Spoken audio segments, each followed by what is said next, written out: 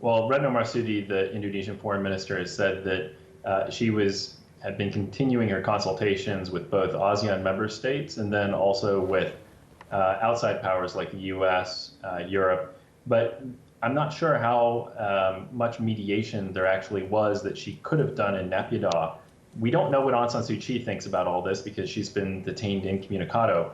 But before she was detained, she was not in the mood to compromise. She firmly felt that she was in the right, and the military doesn't appear ready to give up power anytime soon, which is what the protesters in the streets are demanding. So I'm not sure that there was much constructive mediation to be done in Naypyidaw to begin with.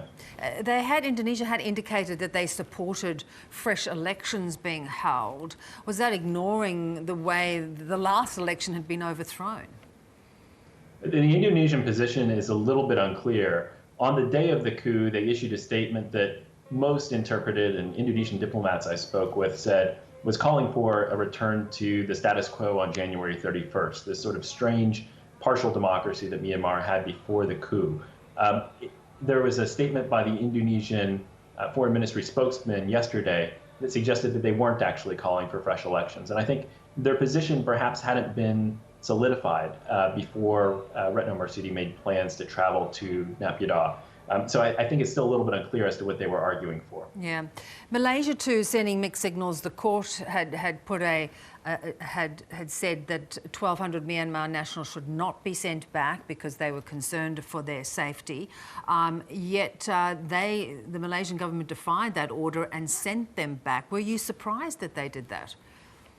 No, I think this is a sign of disagreements within the Malaysian government, particularly over the very large number of undocumented Myanmar immigrants in Malaysia, around 1 million undocumented immigrants in Malaysia. There are parts of the Malaysian government, the foreign ministry in particular, that are very seized with the problem of the coup and the crisis in Myanmar.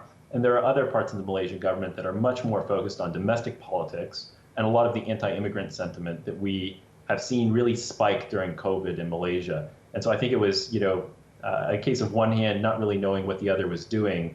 And it appears that the asylum seekers and other immigrants, undocumented immigrants, were loaded onto the Myanmar Navy ships before the court handed down its order or shortly after. So it was maybe a question of bad timing. But it does give you an indication there. You've got two key ASEAN nations and a kind of discord or perhaps not clear understanding of the way forward on how to engage with Myanmar. Yeah, it's interesting. Right now, I think we actually have a level of agreement within the international community on what needs to happen in Myanmar, what the international community would like to see happen in Myanmar, that we haven't had since 2007 during the Saffron Revolution, when the military was shooting point blank into crowds and killed at least 31.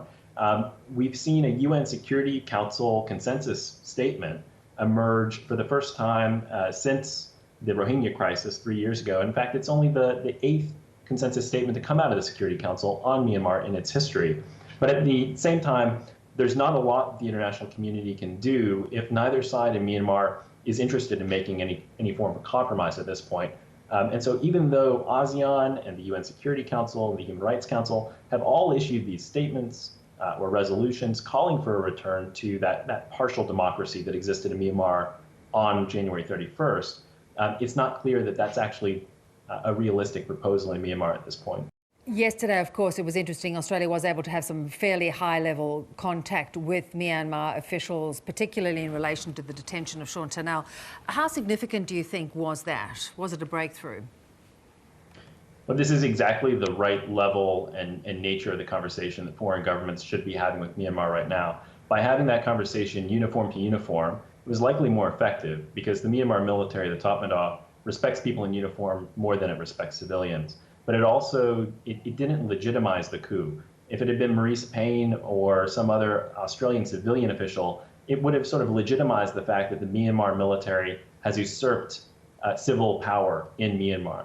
So by having Vice Admiral David Johnson speak to his direct opposite within the military chain of command, it kept the lines of communication open. It sent an important message about Sean Turnell and the need to free him and the other 600 plus political prisoners. But it also didn't legitimize the coup. So I thought it was was actually a pretty good move by the Australian government and exactly the right level. So what sort of influence do you think we can bring to bear in the region as we sort of sit on the sidelines of ASEAN and potentially trying to play a greater role?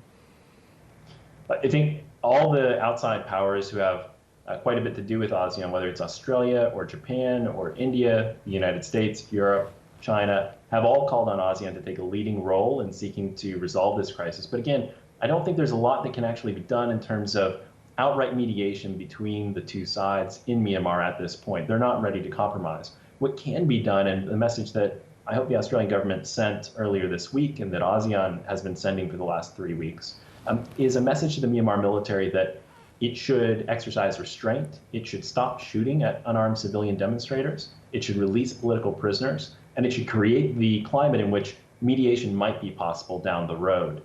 But there's not a lot that can be done to bring about a swift end to the crisis by the international community right now.